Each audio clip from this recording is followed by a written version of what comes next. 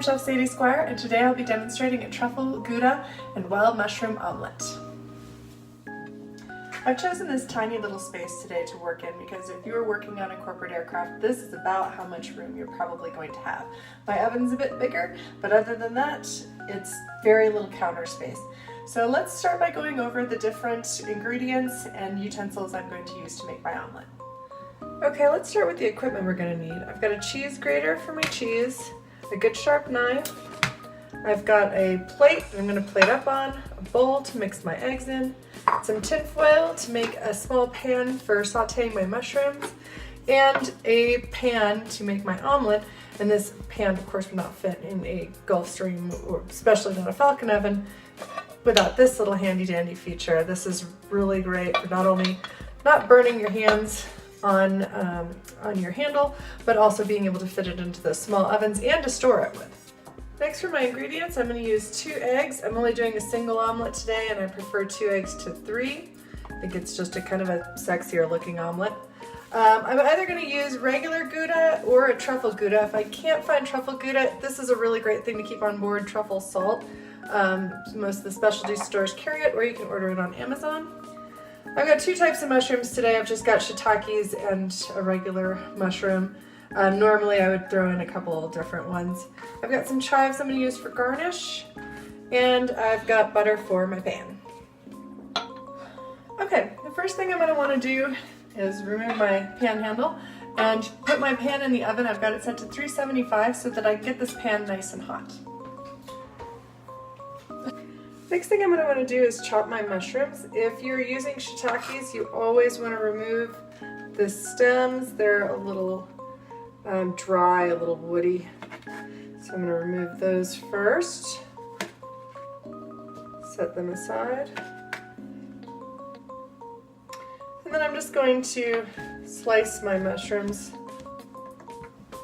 Oh, I should turn it this way. Make sure to always keep your fingers back. You can rest the knife here. Thumbs especially, they like to peek out and say hello. This is a little thicker than I want it.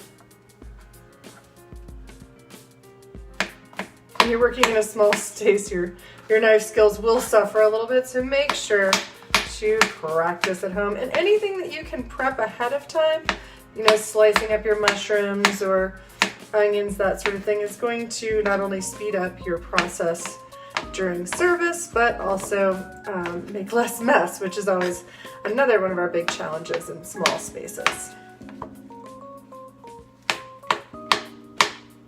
Now, with this many mushrooms, I could easily do 2 to 3 omelets, depending on how full you want your omelets to be. Get rid of those tails so they don't end up back in our omelet. Once I have my mushrooms cut, I'm just going to take a bit of tin foil. Now, this is only if you don't have small pans that fit your oven. There's obviously little aluminum pans that fit, but I prefer the toaster oven trays you can get at Bed Bath & Beyond. They fit even a Falcon oven, and they'll get a little bit hotter, so they'll give you a kind of a head start on your sauteed mushrooms. So then I'm going to want to spread my mushrooms out. You can choose to put oil on your mushrooms or not, seasoning them any way you like. If you're not using a Truffle Gouda, then you can season those with your truffle salt, and then just put a little bit of regular salt on top of your omelet. A little salt and pepper, maybe some olive oil, it's up to you. And we'll put those in the oven while we're heating our pan. Once I've got my mushrooms cooking, I'm just going to beat a couple of eggs. It's always best to break an egg on a flat surface, not the edge. You end up getting less shell in the bowl that way. As I say that, I'm just about to get a shell in the bowl. Less shell, not no shell. And obviously we're just going to beat these till the color is even. I don't add any milk or water to my eggs. I know there's a theory that makes them a little fluffier. That has more to do with your technique than it does adding moisture for the most part. Okay, we've got our eggs mixed and our mushrooms cooking, so now I'm just gonna slice up my scallions, mainly so I can get my cutting board out of the way, because anytime you can use your space to the best of your ability. And I'm just gonna use this as a garnish on top. You could also use some flat leaf parsley if you want. I'm just gonna cut those, and I try and scoop them into a small dish. Again, anything ahead of time is best, but the smaller the space everything is taking up, the better. Okay, so my mushrooms have been in about 15 minutes, so let's take a look at how they're doing.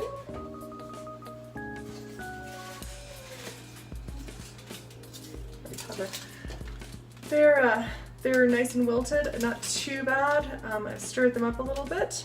I'm going to leave them in to keep them warm while I make my omelet. Omelet doesn't take too long.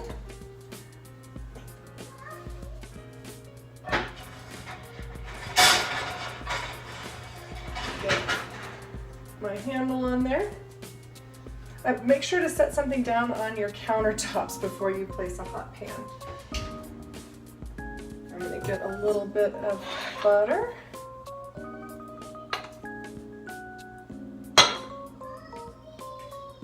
One second, sweetie. I'm at home, so I've got a toddler in the background. Just waking up from a nap. Thought I was going to pull this off. All right. Make sure you can help me in 1 minute, baby. Get the butter all through my pan. It's a non-stick, so I shouldn't have much trouble with sticking, but just to be sure, I'm going to add my egg.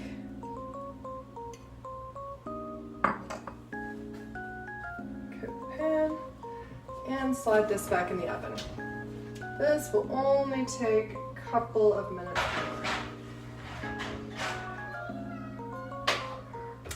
In the meantime, I'll get some of the milk. Okay, it's been about 2 minutes.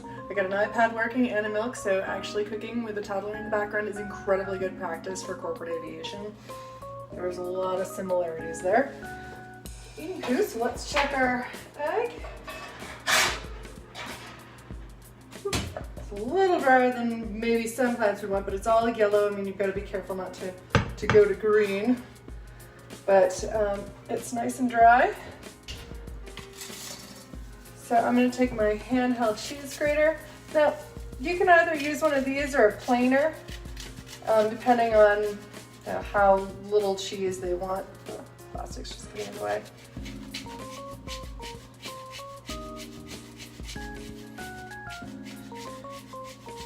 And with a planer, it's going to melt like really fast, so that can be helpful if you've got a lot of passengers and you're trying to crank out breakfast quickly. Okay.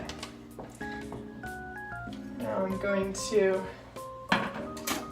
get my mushrooms out.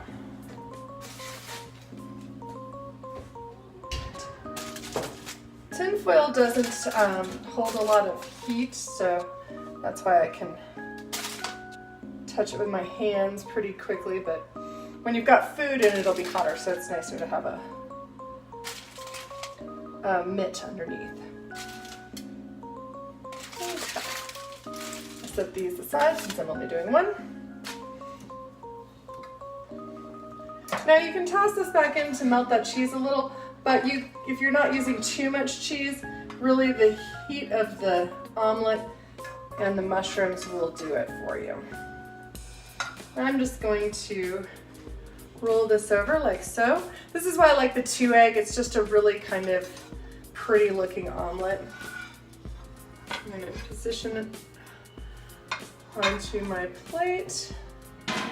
These spatulas are nice for moving around larger things. It's a fish spatula, but it also can scratch your pan because it's metal, so I usually recommend using plastic if you can. All right, so I'm going to add a little pepper. It's kind of easy to use pepper. Grinders are the best, and they load super easy as well. Got that sur la table. And then just add a little of my chives on top. You can also, if you like, melt a little cheese over the top as well. Gives a nice presentation. So And voila! Mushroom and truffle Gouda omelet. For more recipes, subscribe to my YouTube channel or visit me at cdsquire.com.